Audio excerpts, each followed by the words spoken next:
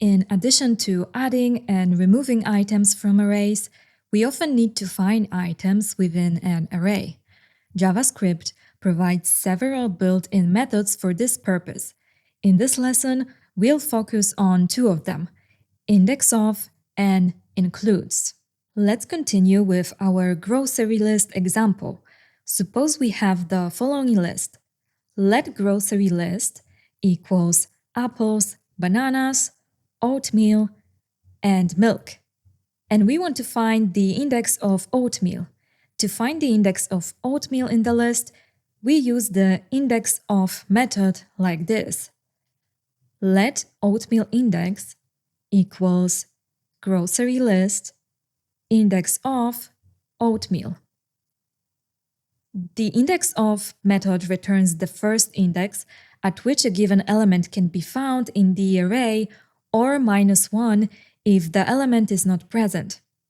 Now, let's check if we added bread to our list like this. Let bread index equals grocery list indexOf bread. If we try to find an item that is not on the list, indexOf will return -1, so bread is not on the list. The includes method checks if an array contains a certain element, returning true if it does and false otherwise. Using the same grocery list, let's check if milk is on the list. Let has milk equals grocery list includes milk. And has milk is true. And if we check for an item that is not in the list, let has bread equals grocery list includes bread.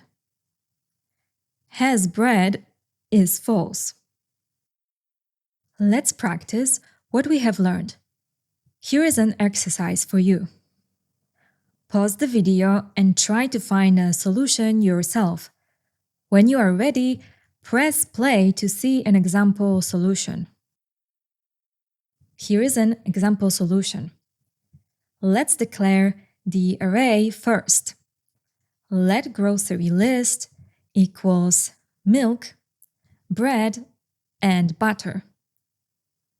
Now, to check if bread is on the list, let's use the includes method like this.